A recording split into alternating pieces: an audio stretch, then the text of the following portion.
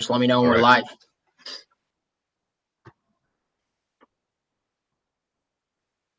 Okay. Okay.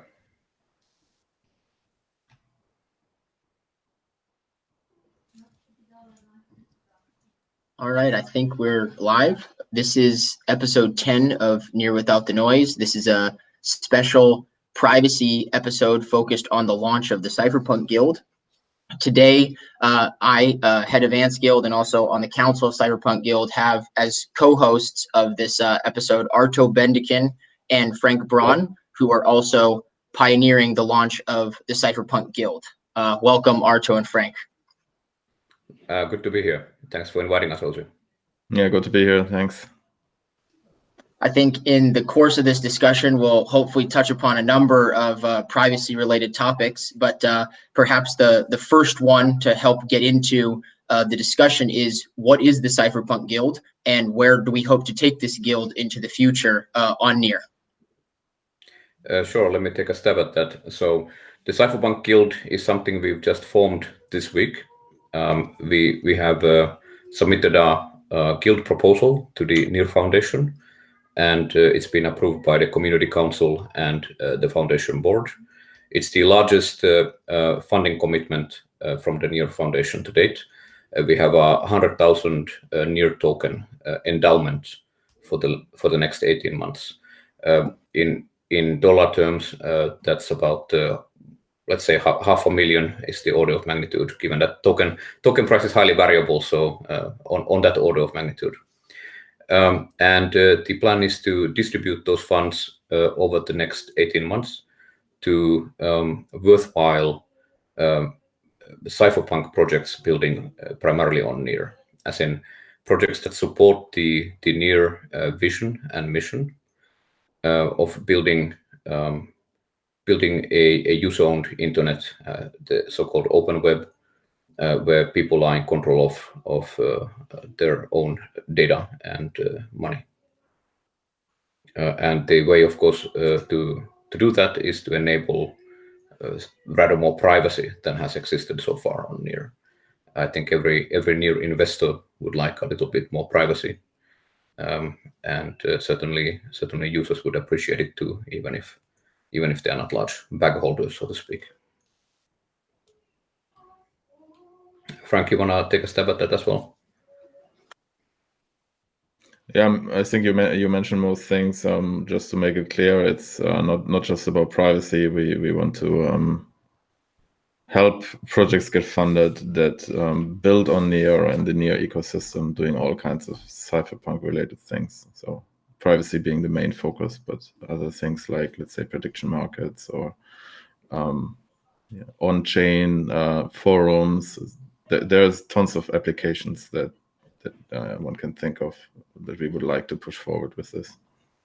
Yeah, I can read the sort of the TLDR. So this is a meta guild in Near speak, as in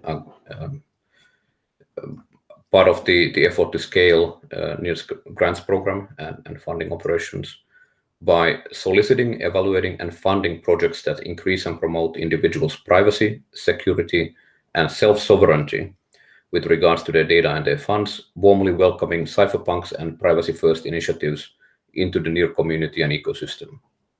The Guild's vision is aligned with Near's vision of a world where people have control over their money, data, and power of governance, and the Guild's mission is to establish an effective, ownership-driven grants program to fund cypherpunk initiatives that support Near's mission. So that's sort of the bottom line. And that grant proposal, or no, sorry, guild proposal, proved quite popular, as in we received a lot of support from not only within the Near collective, but broadly outside as well. A lot of people contacted us and told us that yes, this is what we need, and this is awesome. So really gratified by that. And of course, also you yourself being one of the first to support us in this. That's right. I think one thing to mention about it is that this guild, the Cypherpunk Guild, is really trying to kind of create a hub on Near to bring people from all over the crypto sphere together to start building privacy solutions. And Arto, I don't know if you want to mention here or maybe later on just kind of right now the initial kind of cast of people on the council and how we're hoping to develop this into the future in light of what's already happening in Web3. Sure. So the current council, as in the council who will make the multi-sig that will make the concrete funding decisions, consists of the three of us on this call. Several more people from the near side. So that's Danny Osorio and Yevgeny Kusyakov, aka The Dream, and Julian Lavush from near. And then we have, as another external party, we have John Matonis from Cypherpunk Holdings, one of the digital cash pioneers from way before Bitcoin, and also a founding director of the Bitcoin Foundation. And these days the chief economist at Cypherpunk Holdings. He's kindly agreed to make some time in his calendar to join our board meetings, council meetings going forward. So yeah, that's a multi-sig of 7, which means that we have a quorum of 4 of 7 going there. I think it's really important at this point to kind of go into a little bit about the cypherpunk movement for people who might not be familiar with what cypherpunks are, what they stand for, what they've already accomplished in the past. If I understand it correctly, both you, Arto, and Frank are second generation cypherpunks. Do you guys want to maybe explain a little bit about what that means to you and kind of for someone who might not be familiar with the movement in general, where you guys stand for? Sure. Frank, why don't you take that one? Well, I mean, one saying from the early cypherpunks was always, cypherpunks write code, and to make it clear, that's about writing code that improves, let's say, privacy, or does things like encryption. So one early example was PGP, and for me, it's really about because I was, the early things I was just reading basically in, let's say, Wired at the time, or was too young to be involved. And for me, it's really about, taking this vision and kind of continuing building it out in the present, because a lot of the great early ideas have been lost over the years, and now we're like slowly trying to materialize them. And I think that's also how it kind of fits together with the guild, this mantra of cypherpunks write code, in the sense that sure, cypherpunks write code, but they also have to eat, and if we can help them eat, then hopefully more people can write code to simplify it. Maybe worth mentioning, could be a number of our audience don't really know the history of the cypherpunk movement. So this is a term coined in, I believe, 1992 for a movement that began already in the 80s. The short of it is that cypherpunks created the EFF, as in the Electronic Frontier Foundation. They created PGP, SSL, SSH, BitTorrent, Tor, WikiLeaks, Bitcoin, smart contracts, Zcash, and Signal. That's kind of a short outline of some of the achievements of cypherpunks. So this goes way back to a sort of a societal conversation at the beginning of personal computers. That what are personal computers going to be used for? Are they going to enable digital tyranny, or will they enable individual liberation? And as we've seen in the last few decades, it's definitely a two-sided sword, cuts both ways. I think until Bitcoin came along, it wasn't looking so great. But after Bitcoin's taken over the world, things are looking up, so to speak. I think what also was very important in the early days was the Cypherpunk mailing list, where there happened a lot of discussions, a lot of bringing up ideas, and then people implementing them for the first time, playing around with them. Early remailers originated there to try to anonymize communication. Many people used pseudonyms on there, and it's still like some sort of treasure trove of ideas. And like I said, some have been lost over the years and now regaining popularity. But really, many projects formed from that community, and I think that's also something I hope the guild helps to push, that we can also create some sort of community where people can bounce ideas back and forth and then start implementing them. Yeah, it's maybe worth taking a step back and remembering what the situation was at the beginning of the cypherpunk movement.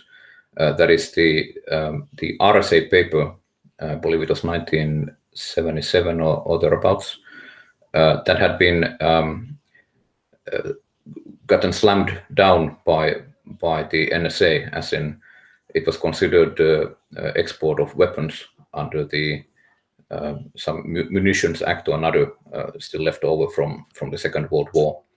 So that that hugely important paper was not going to get published because it was considered a national security question.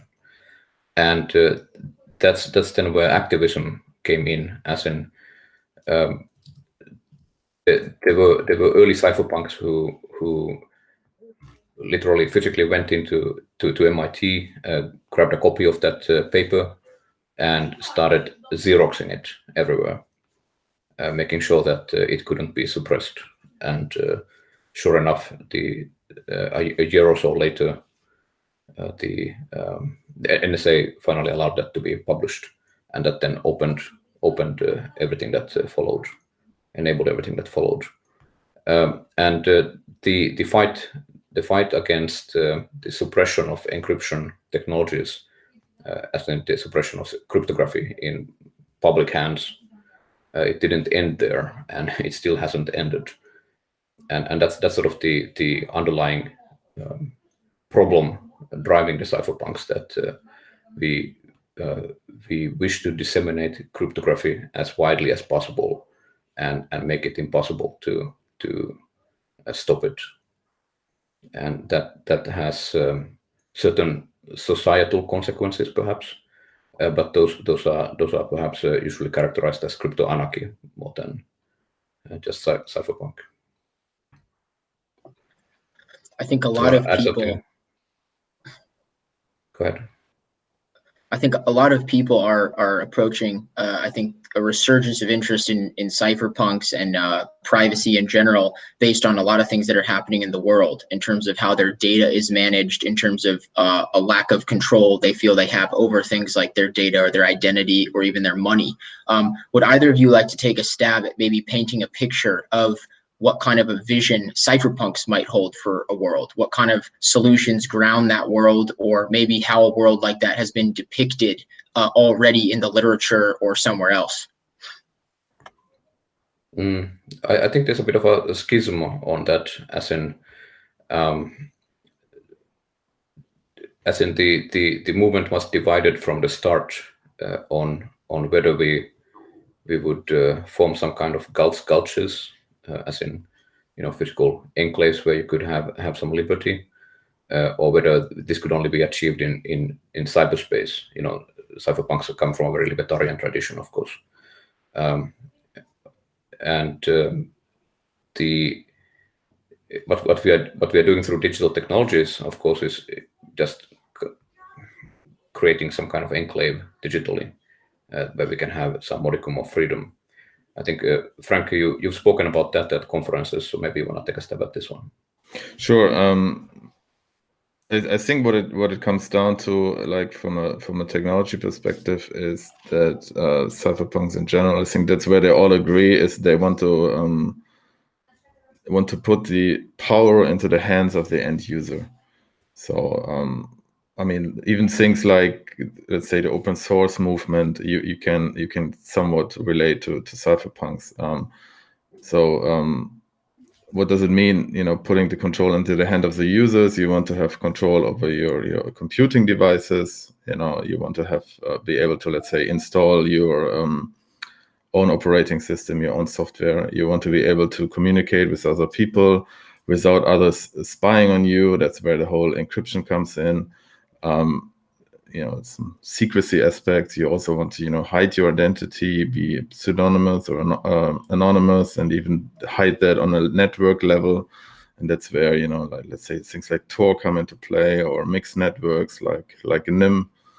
And then, of course, it also goes to financial aspects. You want to transact freely, send money over the internet, and Bitcoin was just one thing that got really popular, but there were many other digital gold currencies and other digital currencies before that that were,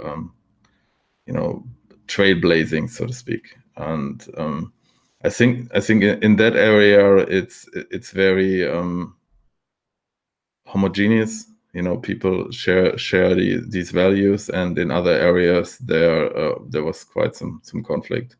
Let's say the whole question about radical transparency. What WikiLeaks is trying, or was trying to do. Okay, improve, let's say, the system by making everything transparent.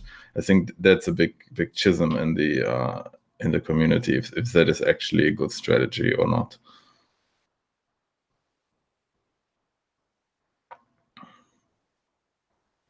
Anything to add there, Arto?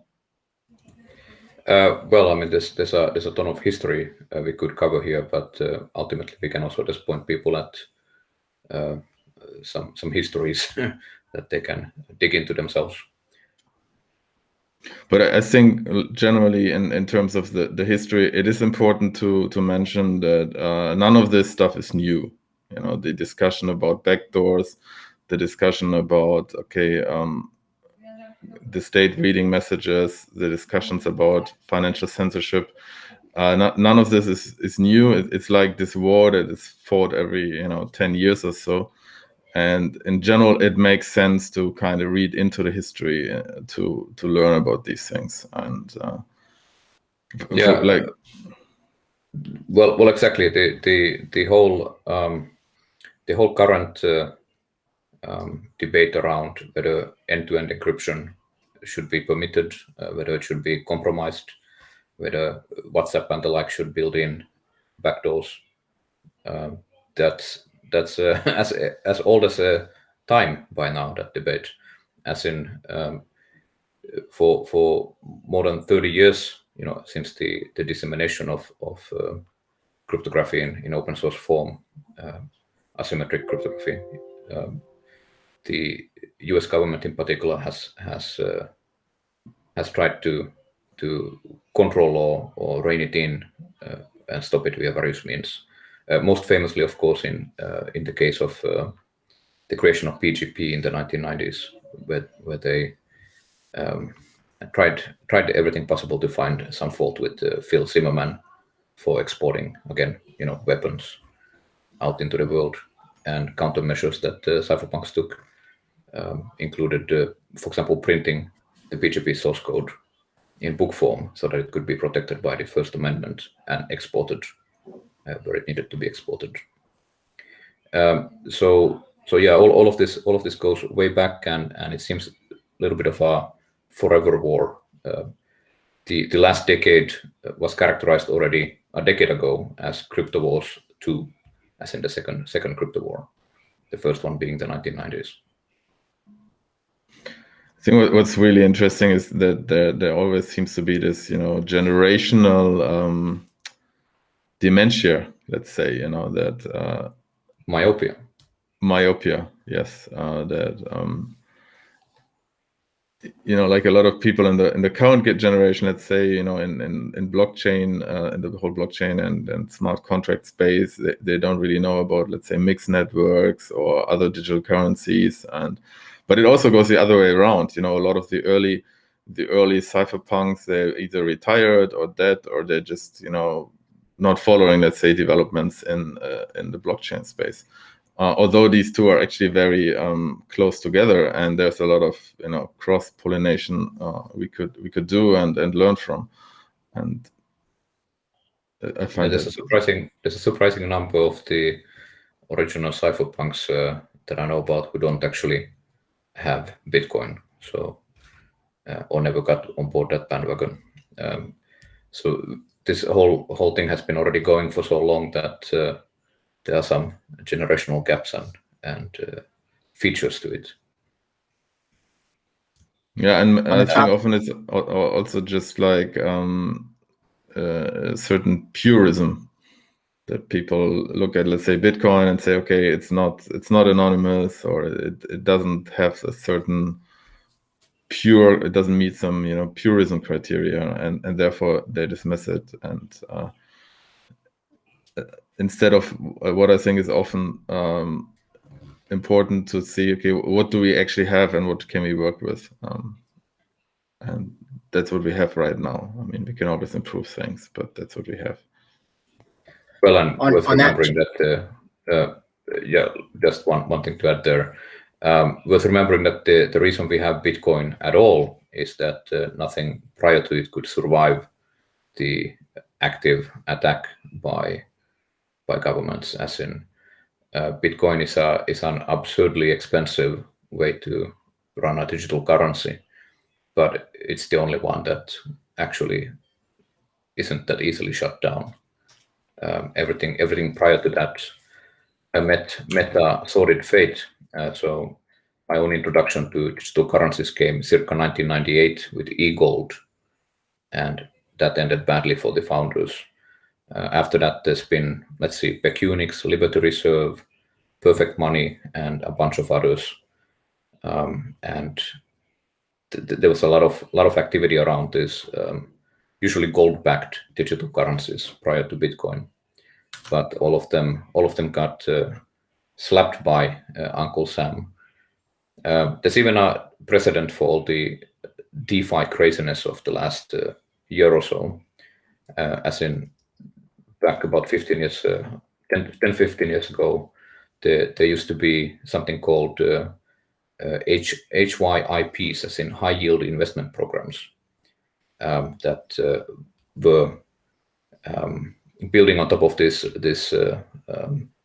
especially Perfect Money, Liberty Reserve, this kind of free currencies of the internet at the time, as in centralized, but largely anonymous and nothing like PayPal, gold based usually, and everything we see in DeFi, this kind of crazy manias jumping on top of the newest token and trying to get out in time, as in a Ponzi, that was going on just the same 15 years ago, just in another currency, another world. And I think it's also worth mentioning how important that base layer is. You could see it in eGold and one MDC built on top of eGold, that basically an entire underground economy formed around that. And sure enough, when they shut it down, then this entire economy got lost, and also a lot of people just simply lost their funds and got removed from the game, so to speak. So it is super important to have this base layer stable. And like Arto said, I think that is really where it's the core innovation of Bitcoin. I think was this digital scarcity, creating that. Although one can argue, and I was very skeptical myself in the beginning, that it is a bit of absurd design from an economics perspective. It's also like it's some form of fiat money, right? You just print something out of thin air.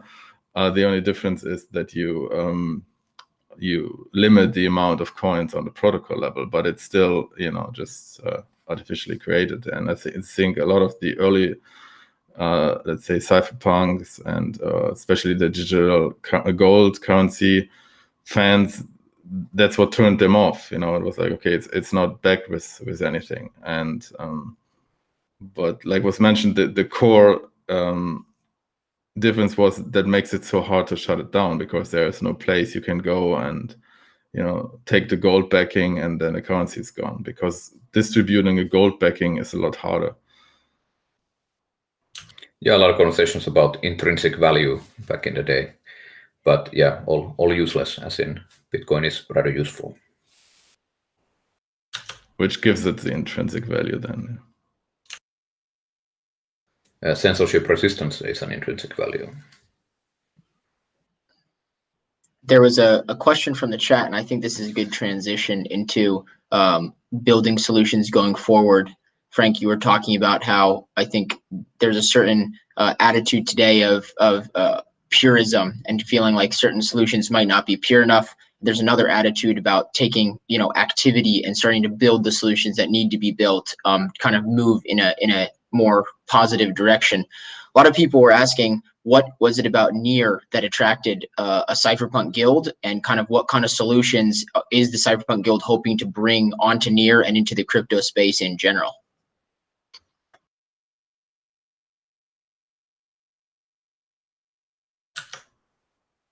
You want to take this, Arto? I think that was for you, actually. You actually won the roundtable the other day.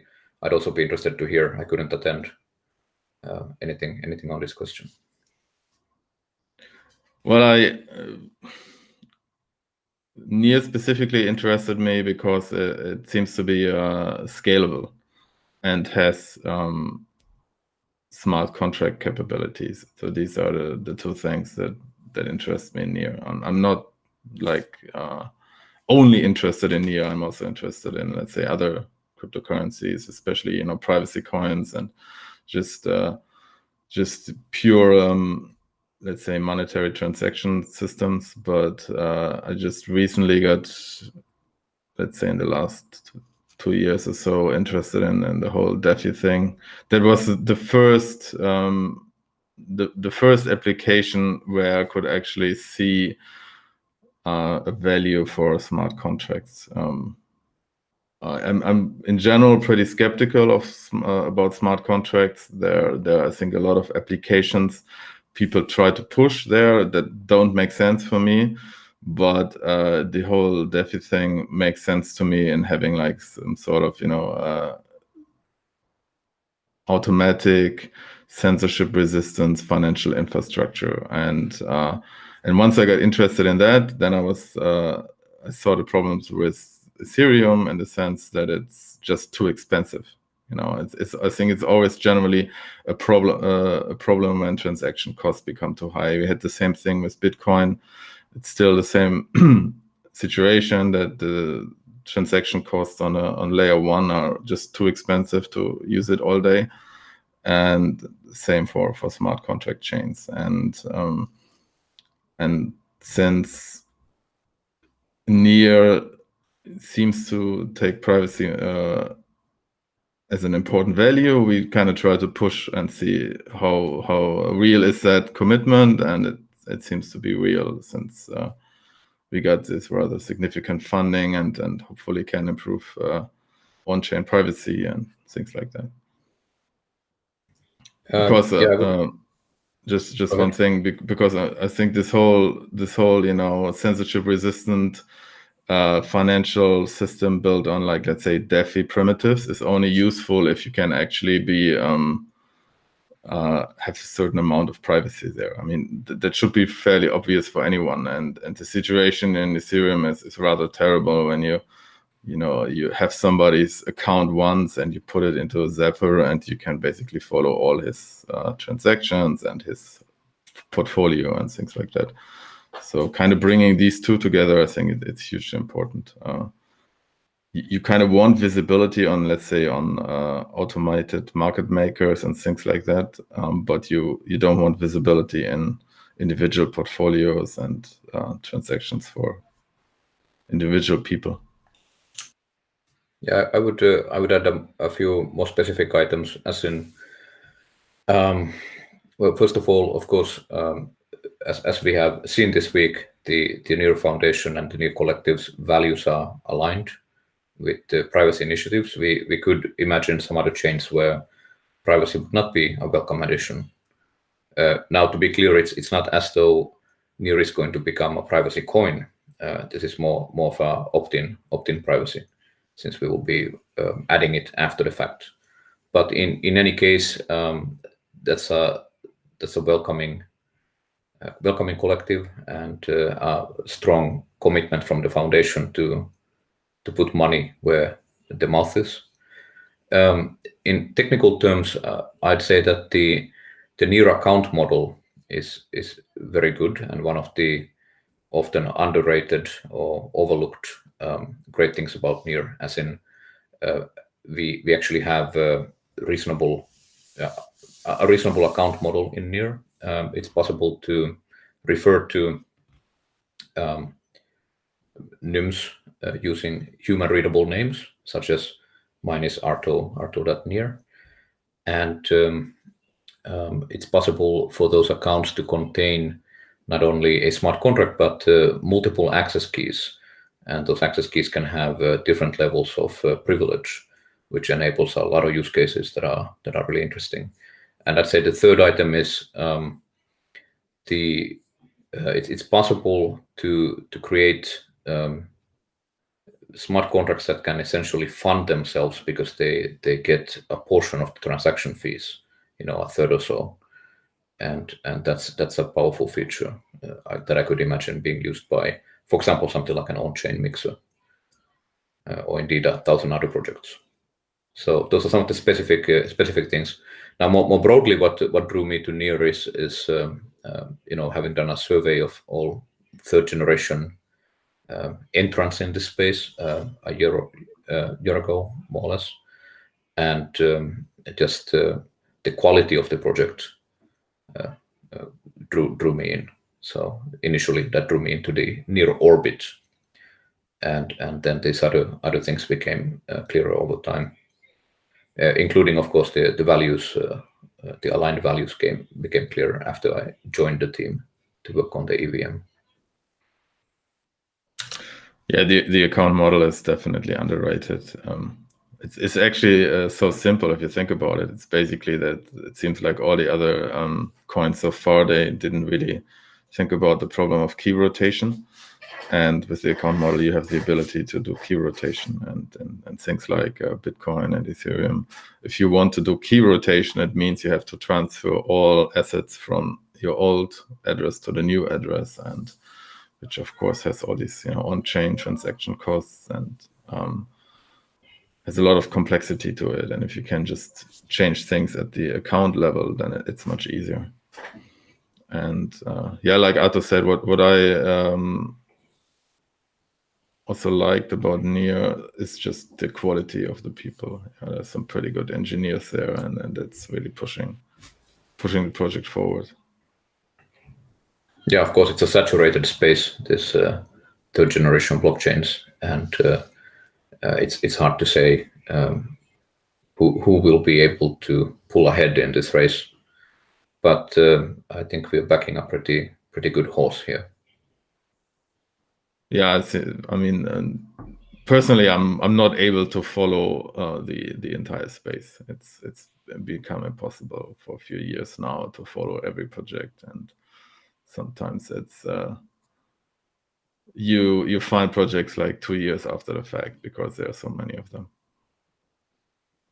Yeah, and of course, in terms of how well known or not Near is currently, it could be considered the dark horse in the race. I think one of the reasons why at least I think what the Cypherpunk Guild is doing on Near, and generally speaking what Near is doing, is so important is because their focus is much more on the actual end result that they're trying to deliver to users, as opposed to competing necessarily with another L1 or even an L2 that's trying to scale Ethereum. What I would be interested to hear is from both of your perspectives of where we are right now in 2021 with kind of how the Web 2 world has been changing, and also with how you see the Web 3 world changing. What do you, set us up in context of where we are right now, working on Near in the larger development of these technologies, computation in general, surveillance in general, etc. Okay, well, that's an ambitious topic. Let's take that a step at a time. So the larger blockchain space, well, we could probably fill a few hours on that. The way I see it is that, so this may not be a popular opinion inside Near as well, But the way I see it is that a year ago, there were a bunch of these, let's call them third generation blockchains, as in Bitcoin being the first, Ethereum and some others being the second, and then now, or at least a year ago, a whole bunch of entrants wanting to basically engineer Ethereum correctly from whatever they consider correct to be. And a year ago, I'd say that a lot of them had a chance, as in it would have unfolded in such a way that, you know, one or two would have pulled ahead and then become a sort of new industry standard. But then, of course, DeFi happened on Ethereum. And given that DeFi happened, given that we had we had DeFi summer of 2020, that rather changed the landscape. In some sense, DeFi happened a couple of years prematurely. So if DeFi could only have waited a few more years, it would have happened on another chain instead of Ethereum. And there might have been a rosier future, technically speaking. But it did happen, and we have path dependence, and that means that we are now, all of us, logged into Ethereum compatibility for the future in, I think, a very, very strong way, something similar to how when Windows shipped Windows 95, it had to have MS-DOS support. So if Ethereum is the MS-DOS, then, well, we'll keep that legacy ball and chain around forever, looks like. And of course, that's what I primarily work on at NEAR. I work on the Ethereum compatibility part, the legacy team.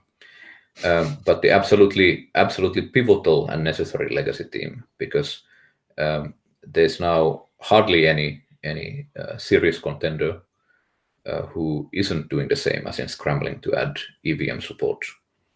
And in some sense, that's really unfortunate. You know, it would have been nice if we could call Ethereum a experiment that ran its time, and then we had perhaps another kind of system that took over. But that's not really going to happen in that way, so clean of a break. Instead, we are all adding this legacy compatibility and cross-chain bridges and so on. So that's what I think happened in the last year, that NEAR, among others, had to, when DeFi really took off in the summer, they had to essentially pivot. I'm not sure that, you know, leadership would like me using that word, but essentially pivot to supporting the EVM, and everybody's scrambling to do that. It's a billion-dollar question who gets there first. And well, not only first, you have to also have a actually credible story there. There are some people who claim to have shipped, but then things fell down under pressure. So we're trying to learn from those and not do that. So that's a partial answer to one part of your question. Yeah, maybe let me add to this. I think what we can always see is like this conflict between technologists. I think Arto and I, we both made this mistake early a lot, of thinking that the better technology will win, and then in the reality of network effects. And I came more to the view in the last years that network effects are absolutely crucial. And once you have locked in network effects, that it basically takes either like a 10x better product, or you completely have to sidestep and build something different to break these network effects.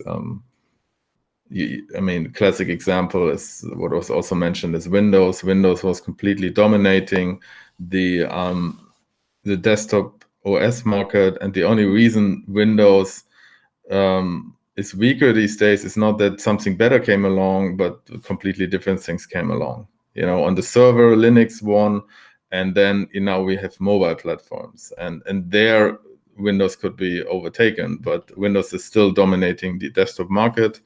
It's just that the desktop market is not that important anymore. and we could see that the development, I think, in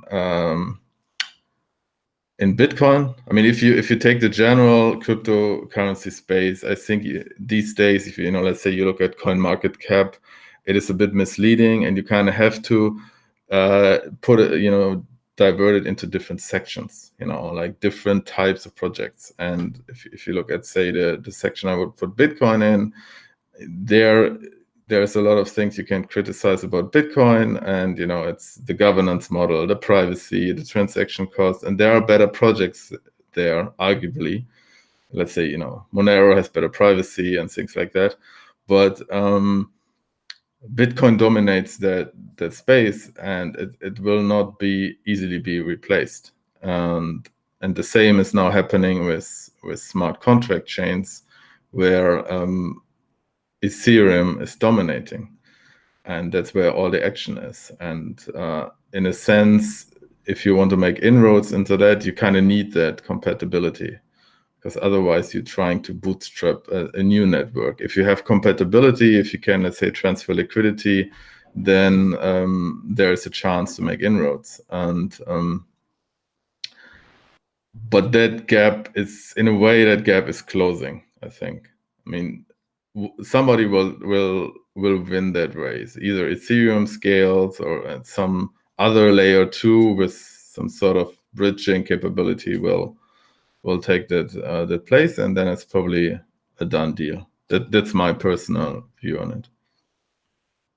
If you think about network effects, then it's something like Metcalfe's law for blockchains, that the value of a chain is something like is proportional to the square of accounts interacting with each other, something like this. And yeah, so we're pretty locked in to Ethereum now.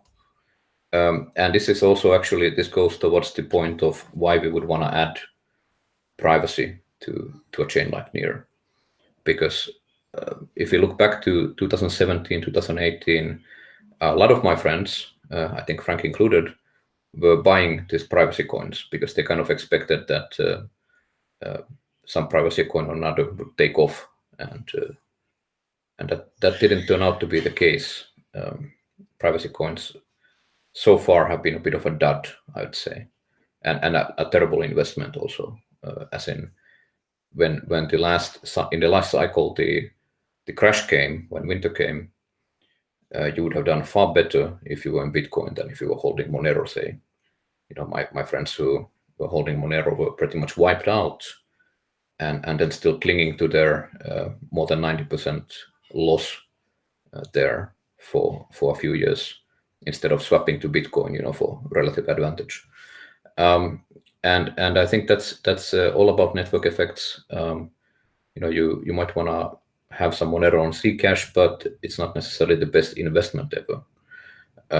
And in terms of how we're going to move forward, it would probably make more sense that we wouldn't necessarily have this dedicated privacy coins, but rather we build privacy into, well, it's being built into Ethereum, of course, by various projects, for example, Aztec protocol.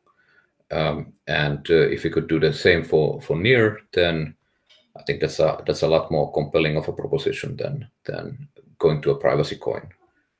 Privacy coins generally don't have a smart contracting layer. It's just value transfer, opaque value transfer. And okay, that's great, but there's a lot more value if you can just do it on a chain like Ethereum or Near. So maybe that answers another part of your question, also. Yeah, I think it's interesting when you put it in the context of how we're continuing to iterate upon different technologies. A lot of people move into the crypto space because they're trying to escape an overly bureaucratic and overly surveying system, whether that's for their money or something related to their identity. They want to own their private keys. And then you start talking about decentralization. People want to be a part of these open source systems where there's not, a single centralized person at the top, determining how things operate or reserving the right to clog a piece of the system for a special interest. And I think a lot of how I see what the Cypherpunk Guild is going to be trying to do on Near is taking that vision of a decentralized open source community and adding privacy into it, so that all of kind of the best facets of DeFi that Frank, you spoke about in terms of prediction markets can actually flourish, where you do have anonymity and you do have the ability to participate without anyone being able to track you or follow you or look you up in your search history. And I think that's very valuable for the world that we're living in and the world that we're moving deeper into, especially outside of the crypto sphere. I don't know if either of you would have comments on that or personal experiences that kind of align with where this is going.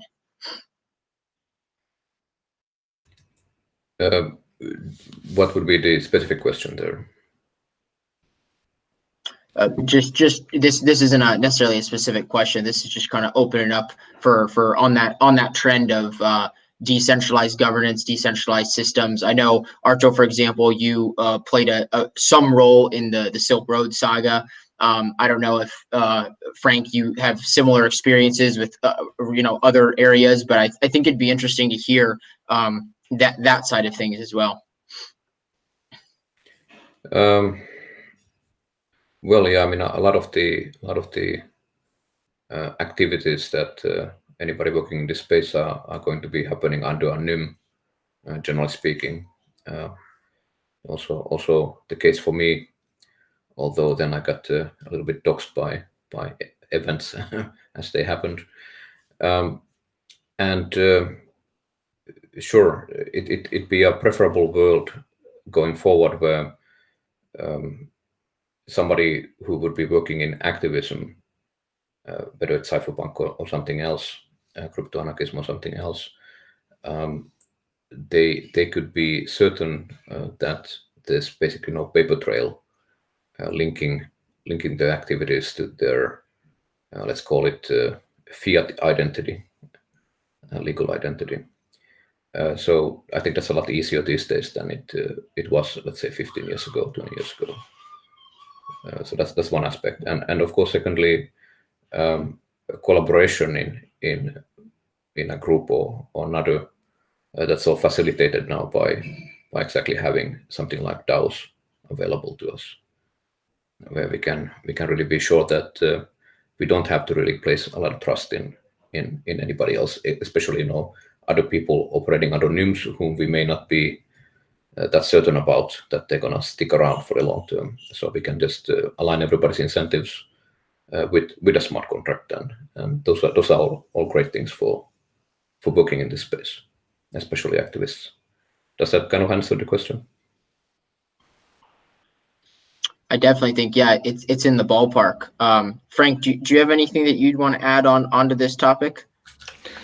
Yeah, you're just in the general vicinity of this question. I think it is important to, when we talk about these things like, let's say, the decentralization, open web, privacy, that I think ultimately we get to this point where we have to make decisions, and at some point there is no gray area, and certain technologies, certain capabilities, they always also lead to negative results, and we have to take them into account and say, okay, we accept that they will happen. And so, for example, if you have private transactions, sure, somebody will finance something bad with that. If you have a decentralized censorship-resistant system, let's say you build some sort of online discussion forum, on-chain discussion forum to make it censorship resistant, well, somebody will say something really nasty, and then we have to live with that. And I think that is the problem that people often kind of dance around. That's what it ultimately comes down to. It's like freedom of speech. You either have it or you don't have it, and you either have financial privacy or you don't have it. And I think the benefits of, let's say, having freedom of speech, of having private transactions far outweigh the negatives, but there are negatives. And I think, yeah, deal with them. That's how it is. And but it will not just happen without, let's say, a fair fight, because there's a lot of people on the other side who don't like that vision.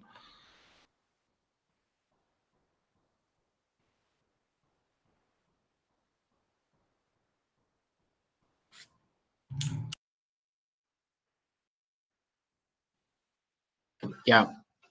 Sorry, I think there was a little bit of a lag right there.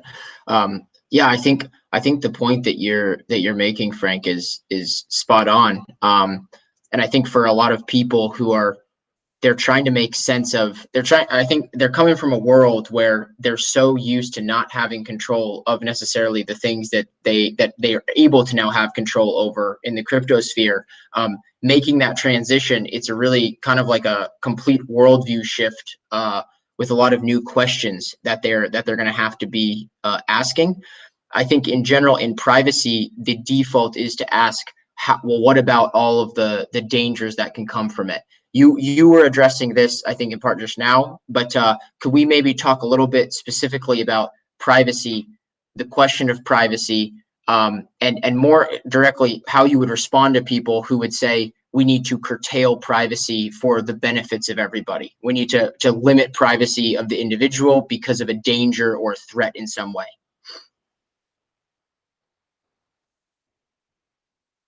Well, I think if you limit privacy, it usually means that you put more power into the hands of people which already have a lot of power. It kind of leads to this sort of tyranny, and it's often, I think, very these are mostly false arguments, because privacy, as we're talking about it here now, mostly relates to things that happen online, let's say communication and things like that. But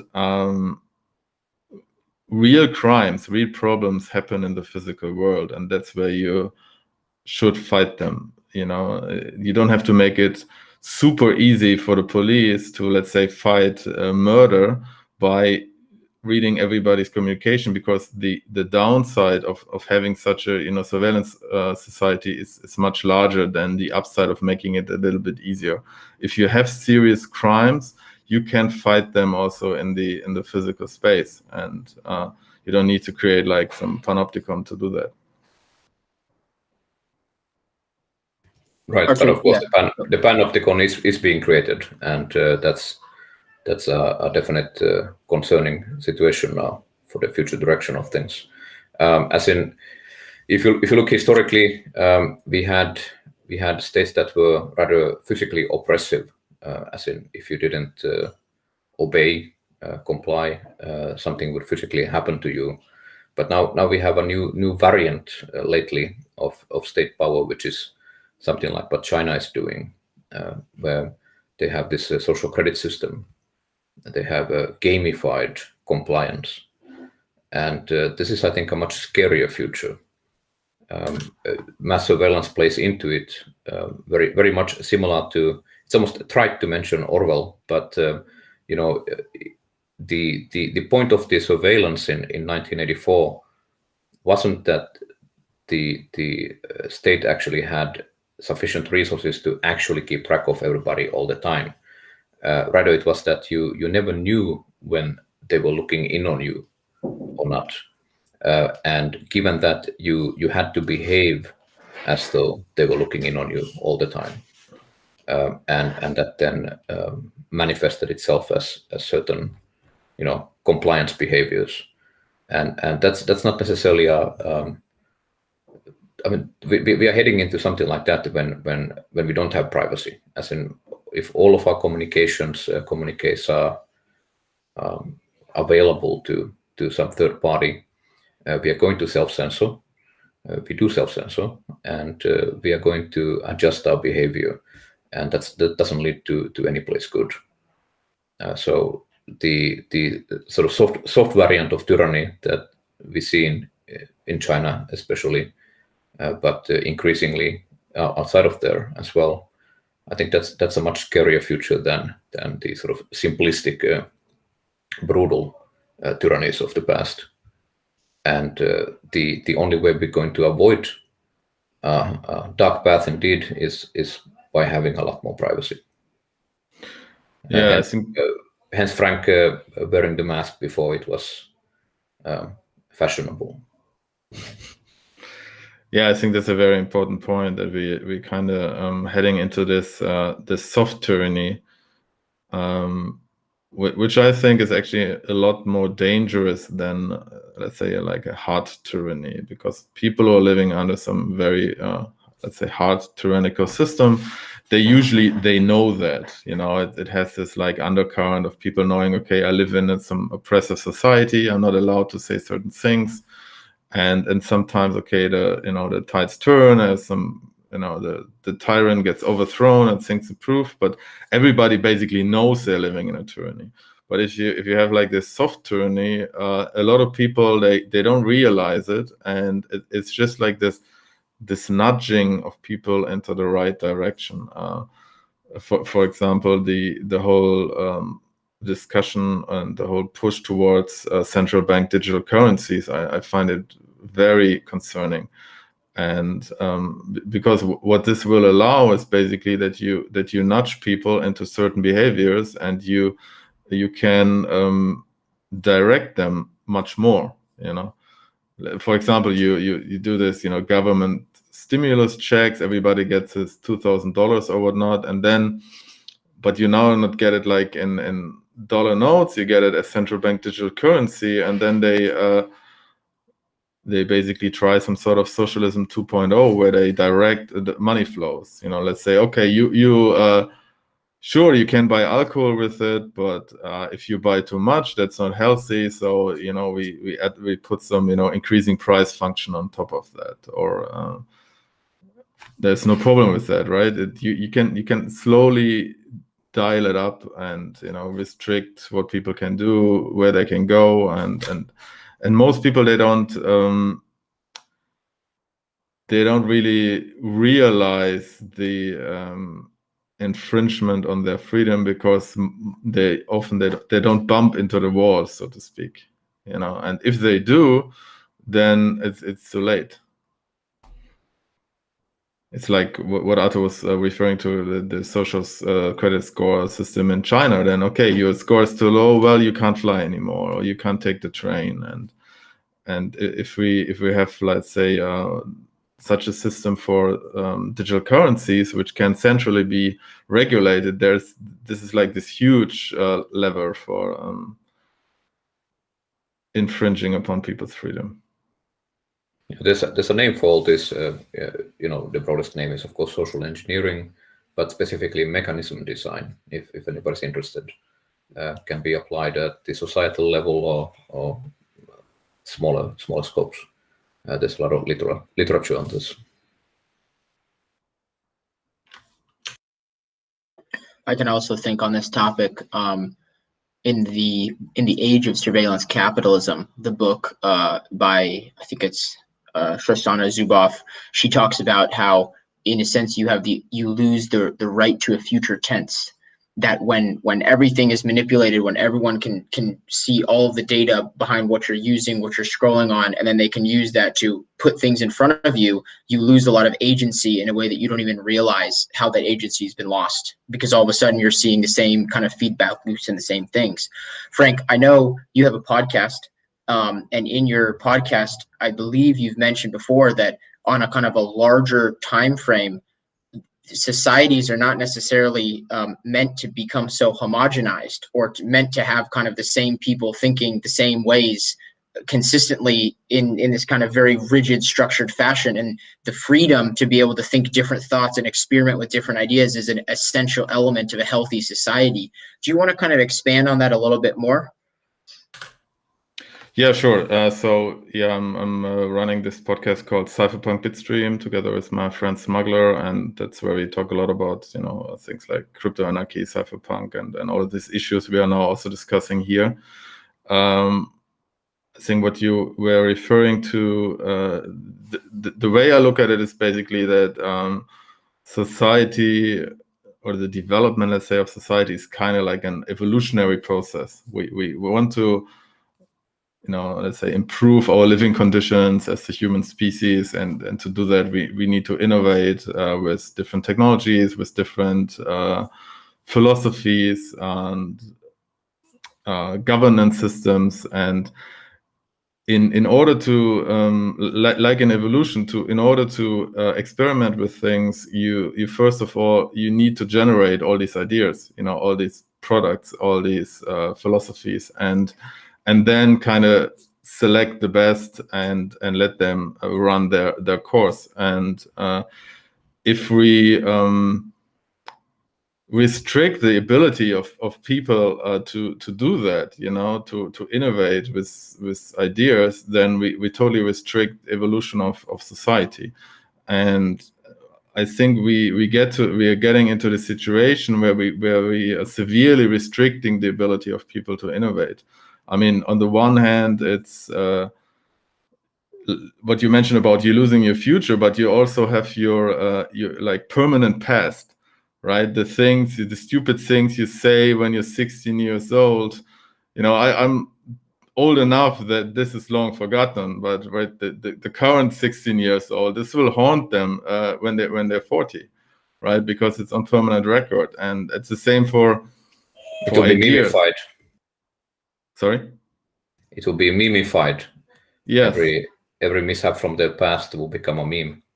And that's why it's so important, I think, to be able to also be forgotten, or just say, crazy ideas under a pseudonym, to be freely to experiment with it. And I think that's one big part where we restrict the innovation. And the other one is that I think in general there seems to be that the corridor of human behavior we consider okay is kind of narrowing.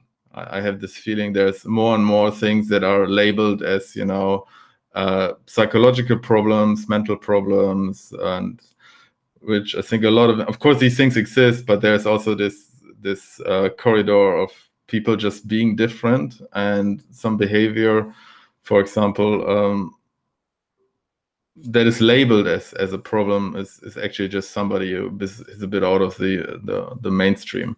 And these are often the people who come up with the best ideas for new technologies.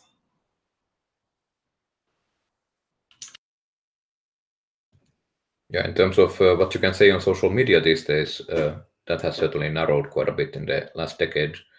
There's any number of my very outspoken friends who don't have a functioning self sense of function. They have managed to get themselves repeatedly banned from Facebook or Twitter or the like, and ultimately some of them deplatformed just for expressing opinions. So it also means, of course, that there's a selection effect going on in terms of the opinions that anybody can see on such media now. I think on that topic, what's also especially interesting is that it works the other way as well. So, on the one hand, the user can be deplatformed, or they can be banned, or they can be smeared. But on the other side, for example, what you might have seen with the whole Wall Street's Bets saga with Google reviews, I think it was 150,000 reviews were deleted that were put on the Robinhood app after that whole event happened, and Google kind of reserved the right to clean up and erase history. I know that at ETH Denver, there was a solution put forward called True Review. That was a blockchain-based solution for people to basically leave reviews about a product or a company in a way where it was their review and their review only.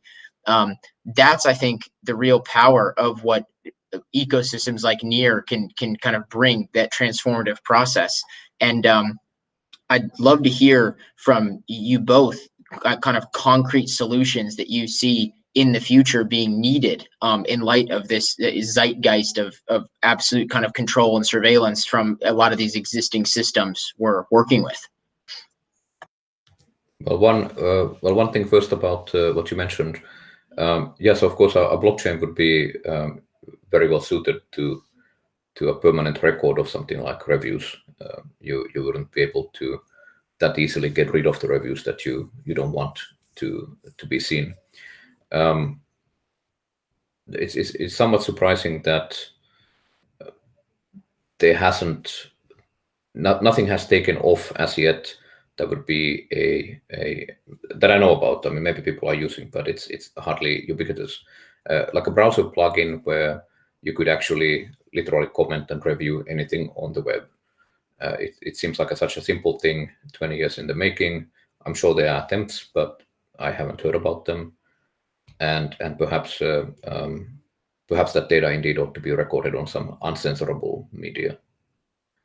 If you guys know of projects that actually credibly are going in that direction, do tell. That would be a very good thing to see. There are some, but I can't recall the name right now. The idea of basically having a message comment layer on top of websites, which is independent of them. But like I said, annotation layer, I would say. Yeah, and because you often have that as well, right? That even if websites have comment sections, that of course they censoring them, especially if it's something like a product review comments section on a vendor's website. They're not gonna let you badmouth them. Yeah, and actually, I think this is a really important use case because I've been trying to myself find let's say the real skinny on some of the hospitals and clinics in the Eastern European medical system, and that's difficult given gamified Google reviews and the like. Would be very nice to have a solution here. Just waiting for it 20 years by now. Maybe I need to make it a weekend project. But that's actually a good example of what I said earlier, in the sense that if you kind of, for this to happen, you need a censorship resistant layer to write your comments down, right? And it can be a bit more expensive. I mean, if it's on chain, it is more expensive. I have my doubts that we would have like end-to-end messaging on chain. I think that is generally too expensive because just the amount of traffic that goes through messengers is like so huge once you reach a certain amount of users. But for something like let's say product reviews, I see that totally doable. People might even be willing to spend some money on that just to. Well, I would certainly suspect that the Cypherpunk Guild would be willing to spend some money on that if somebody wants to. For sure, yeah, for sure. And I mean, but I meant also people, let's say, leaving a review. I mean, if you're really pissed or really you really like the product, you also might be willing to just spend a few cents even, just to leave your review, and even if it's just a transaction fee. And yeah, which then prevents spam. So that's good. Exactly. But yeah, you can only have that if it's censorship resistant, and then we had this question again. Sure, then somebody will do some bad mouthing and stuff like that. Then you either try to censor it, or you need other solutions on top of that to basically filter out people with a low, let's say, reputation score, or there are different mechanisms one can think of. Yeah, and that's actually, that leads into a larger discussion. I know that there's been a little bit discussion already in the Near Collective about what should happen, what will happen when some nasty person puts some nasty things on the chain. Which of course, for example, on the Bitcoin chain, there's a ton of nasty things that are on Bitcoin pretty permanently there. Nobody's going to be able to take anything off from that history. On this discussion hasn't really kicked off yet in the Near community, but I'm sure it will in the near term, so to speak. And on that regard, I think there's a good precedent set by the Arviv blockchain, where basically that's more of a storage-oriented blockchain, or blockweave as they call it. And they have validators, not that different from on Near, and it's up to the validators to decide which information they might wish to censor. Using a blacklist, for example, that the contents of this transaction are not going to be provided, and they might take an economic hit for it because they have something called proof of access, as in you need to be able to demonstrate that you have all of the previous storage there. And censoring might actually cost the validator concretely some money, as in they would not be able to get all of the rewards if they decide to censor some pieces of information. But nonetheless, there's a sort of top-level decision from the RV Foundation, I suppose it is, that they're not going to censor anything top-down. It's up to the individual validators to decide how they're going to proceed on that, and that makes sense. I imagine we'll end up with something similar in NEAR for objectionable material.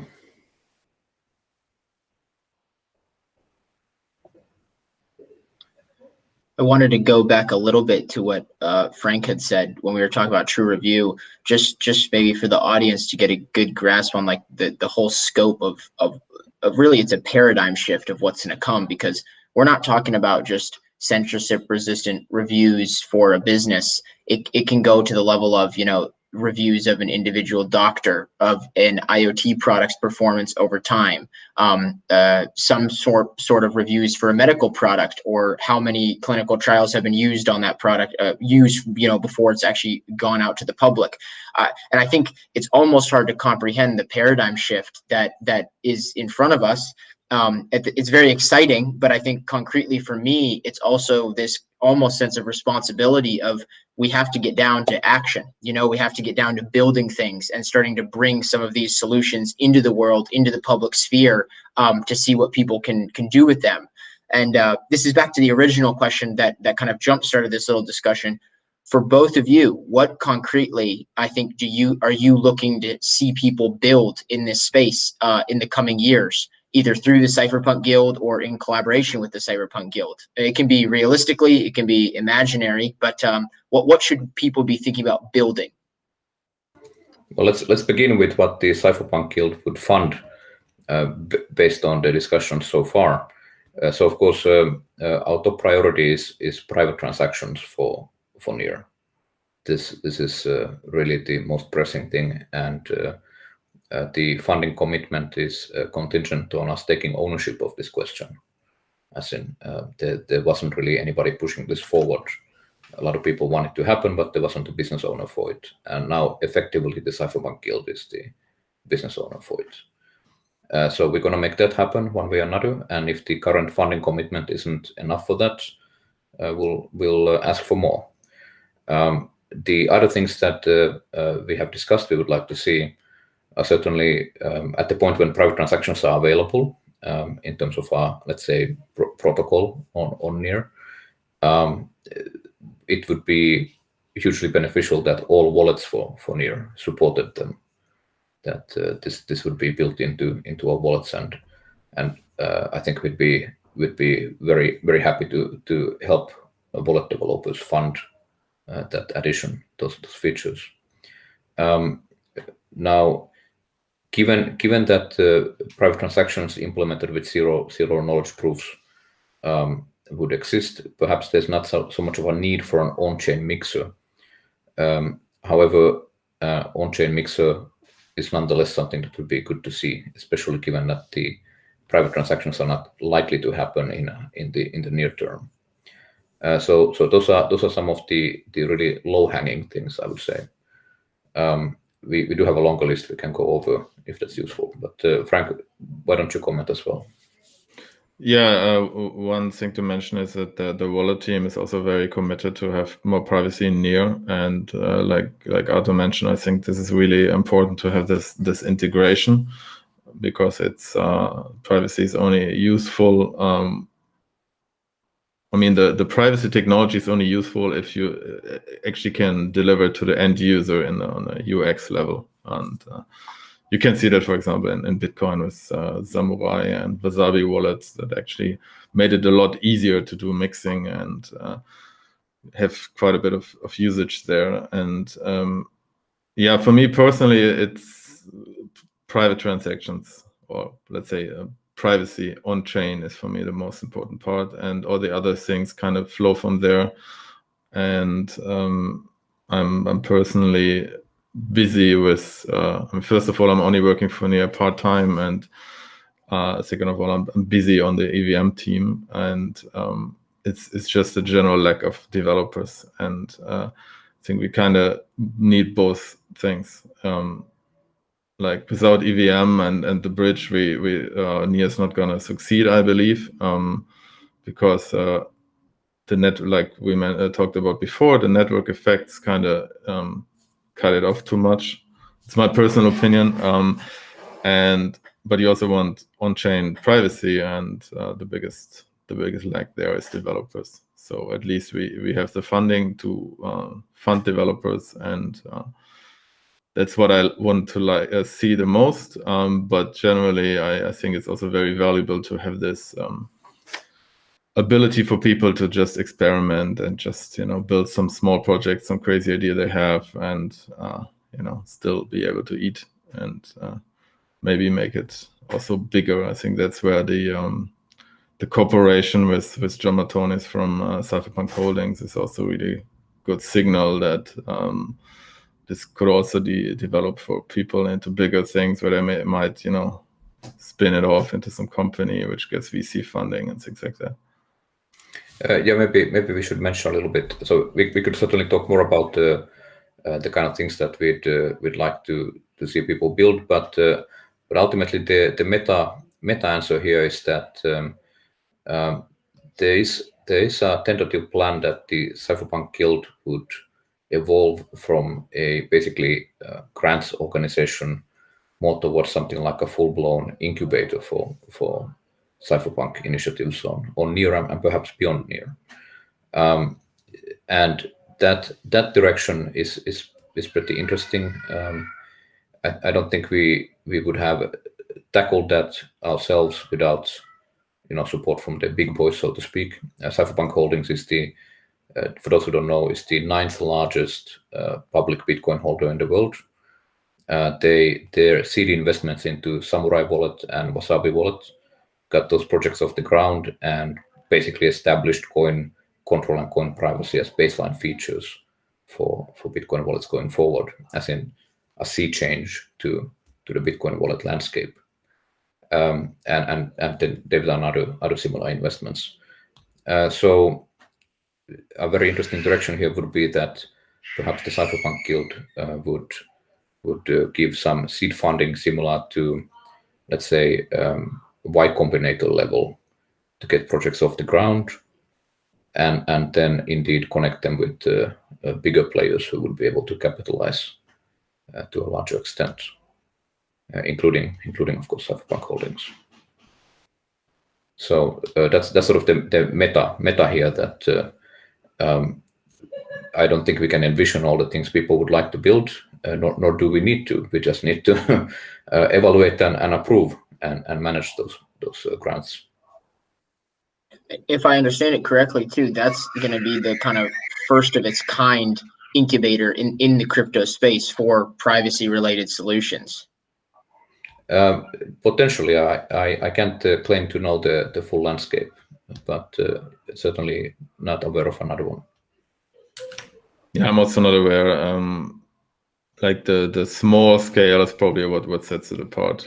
Like this Y Combinator kind of funding you could get through the Cypherpunk Guild right now, I think is unique. It's usually people just do everything on their own, or they try to get VC, but no VC will give you, let's say, $5,000 or $10,000 to just hack for 3 months. It's just not worth it for them in terms of transaction costs. And but on the other hand, that what made Y Combinator so successful is that they allowed people this opportunity, to just sit down for 3 or 6 months, 1 or 2 people, build a prototype, and then see if it's worthwhile or not. And I think that's a huge opportunity. Well, it's not only the funding from something like Y Combinator, it's also the filter effect. So in a sense, we would be lowering if we do something like this, we would be lowering the transaction cost for the VCs, because we would already have done a form of pre-approval that cuts down their due diligence a lot. So yeah, it's an interesting direction, but let's take it a step at a time. For now, we have a few concrete grant proposals from actually well-known cypherpunks who looking at NEAR for the first time, given the privacy blitz around NEAR now. This is definitely bringing more eyes to NEAR, and we'll deliberate on the initial grant proposals in the next weeks and announce some first grants. One thing I wanted to add in terms of what makes NEAR unique and what is a big opportunity are the implications of the account model and making it easier to build on NEAR. I think that is a huge opportunity, that things can be built where users start using some sort of NEAR-backed application without having to install something like MetaMask first and without having to buy tokens first. There's this gradual process where people opt in gradually until they have full control over their keys. And I think that's something that could be a potential game changer over Ethereum, let's say, because the hurdle of starting off with some dApp on Ethereum is actually quite high. It's easy to forget, when you're in the space for a few years. But if you think about it for the normal user of like, okay, first they need Ethereum, right? And to get Ethereum, they have to sign up on some exchange or some app and install MetaMask and go all through all of these steps. And if you have an onboarding process where people can just start using it, and maybe it's just sponsored, the tokens are sponsored by the dApp provider, that's a huge opportunity. Let's mention a few more of the ideas we did have written up. So, of course, any kind of on-chain identity and reputation systems are highly aligned with what the guild would like to fund. And I know that. Yeah, go ahead. Yeah, that ties into the reputation system, the review system, right? As well, yeah. Yeah. Also, given the recent storage cost reduction, the next reduction, I believe it should be feasible to do an on-chain private messaging system. Again, taking a page from the Arviv ecosystem, where there's something called Rmail, which has been quite successful, and some people have actually begun using it. If we could achieve similar costs and basic usability, that might actually take off in some way between those who actually are active NEAR users. So prediction markets are a big category. Of course, we had the recent launch of Flux protocol on NEAR, so worth plugging them, and perhaps they would be interested in a future direction that would incorporate privacy. We haven't talked to them as yet. Other more crazy ideas, and this is where the rubber meets the road, as in the NEAR collective's commitment to their values, stated values, are going to get tested eventually. So let's say that somebody built a WikiLeaks on NEAR. That'd be interesting. I'd like to see that. I'd like to fund that. But I'm sure it would be an interesting conversation with some in the community. Yeah, so there's probably pretty quickly a lot of questions where we really put this stated visions, missions, values to the test, to the fire test, because ultimately building the open web, as in a user-owned internet, uncensorable, users in full control of their governance, their money, their data. Well, it has some implications, very cypherpunk implications. This will be an interesting process to go through to see where everybody actually stands on the bottom line. Yeah, to put it mildly, it's going to be interesting. Yeah, I mean, yeah. But for now, certainly we have that monetary commitment, that endowment, and we are looking for quality projects to evaluate and fund.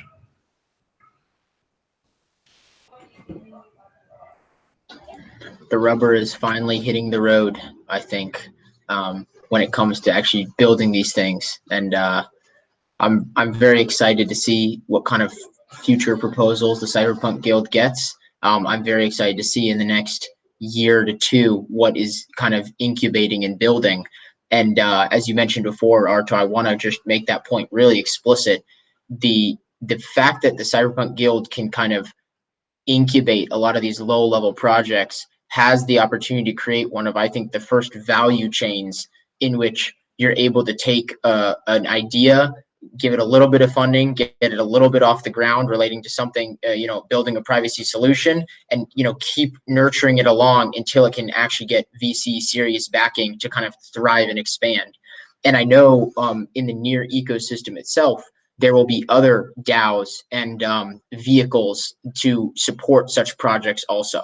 So the Cypherpunk Guild will not be alone in nurturing these privacy solutions. There'll be, even more funding to get these smaller solutions off the ground and hook up to larger VCs and whatnot. So I don't think we should underestimate that. That's a really special and big thing to be having in the crypto sphere, especially with where privacy is in general outside of the crypto sphere.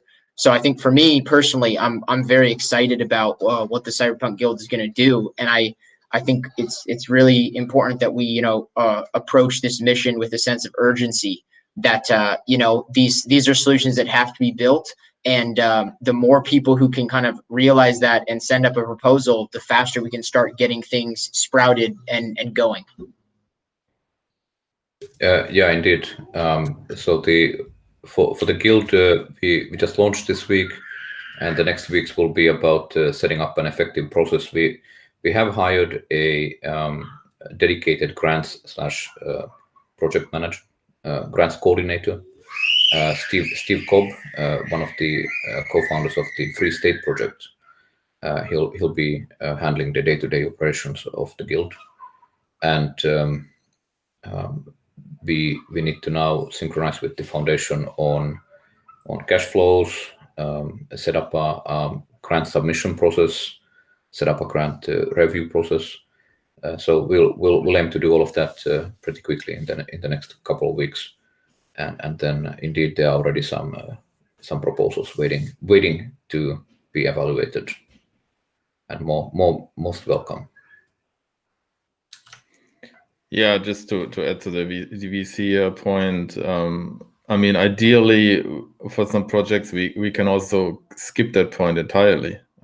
Like was already mentioned, there's the ability to earn near by your contract being used, and of course you can also monetize solutions on chain other ways by charging fees, explicit fees, and so hopefully we are also able to just bridge that gap to get people off the ground. They start something, build it to that level where it then can self-fund. Because I mean, there's also an important point that when you have some, let's say, ideas or products that are rather radical, they won't be able to get any VC funding, just due to regulatory compliance issues. And or I mean, what VC is going to fund, let's say, in a pseudonymous developer? That's probably not going to happen. But we are probably willing to fund some pseudonymous people. Depends on the proposals. We can probably figure that out. Yeah. Yeah. I was going to say one that can ship really quality code in terms of what we're actually building. That's right. Well, that's why we want the identity and reputation systems, right? That would be helpful for us too. So 100%. would be good to prioritize those if somebody's serious about building them. I think the one other point I wanted to add from what you were saying, Arto, is back to the importance of network effects. If you're familiar with the mission of the Cypherpunk Guild, if you believe in kind of the overarching goals of the Cypherpunk Guild, I don't think it can be emphasized enough how important it is that we share this far and wide to create positive network effects for the types of solutions that we're trying to build on Near. So this kind of is out to anybody who's watching. Just if this type of guild is something that you believe in, that you see an important future for on Near, the reasons we've been discussing for the last hour and a half, please make that effort to promote it and to kind of bring in people who might want to build solutions into the community, because I think that's going to be really important in the future. Perhaps worth mentioning the avenues for community here. So we plan to mostly discuss things on the Near Governance Forum. We'll have a dedicated sub-forum set up there soon. In addition, we have a Matrix channel, and we'll post the link in the channel name in the show notes. So Matrix, of course, is a good fit for something of this kind. As in, we are not going to have a Telegram channel. Sorry, everybody. On the other hand, I know that you're all drowning in Telegram channels, so maybe not having one more will be welcome. So there's certainly a bit of a hurdle for anybody who wants to join that chat. As in, if you're not on Matrix yet, then you'll need to get on Matrix. And so what is Matrix? Matrix is essentially the signal protocol, but open and federated. It's sort of like the modern end-to-end encrypted IRC. Highly recommend people get on that if they aren't already. Yeah, using an unencrypted group chat like all the Telegram channels are, that's really not acceptable for a Cypherpunk Guild. So yeah, Element certainly isn't perfect and the end solution for everything, but it's one of the best things we can use right now. So. Yeah, Element being the leading client app for Matrix. There are others as well. Cool. Yeah, so that's a bit of a call to action on that. Get involved if you care about these things. We will be happy to support building things. I think we have the funding commitment to see through major projects, and sense of urgency. Also, like you said, we have an opportunity here, as in Near is still in the early stages. The mainnet only launched, less than, I guess it's half a year ago now. So we're still in the early stages. We're still on the ground floor, elevator heading up. We have an opportunity to influence the whole ecosystem, to take into account and value, especially privacy and self-sovereignty, which are perfectly aligned with the near vision and values.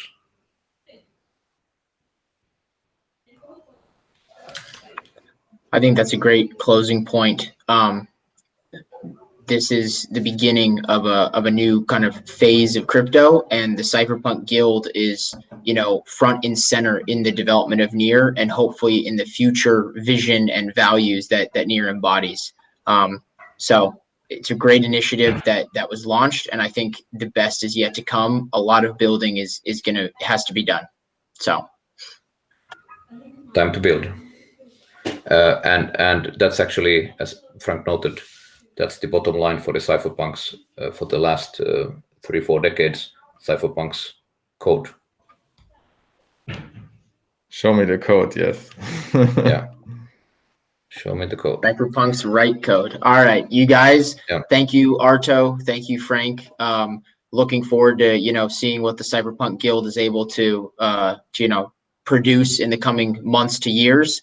And this is a very young but solid community that you both have put together in the Cypherpunk Guild, and I'm looking forward to seeing how it develops into the future. So thanks for your time, and I think many people will be watching it going forward. Thanks, Ozzy. You guys, and let's do it again sometime. Give people an update. Yeah, it's good talking to you. Okay. Sounds good. Good night, everybody. Goodbye. Good night. Bye-bye.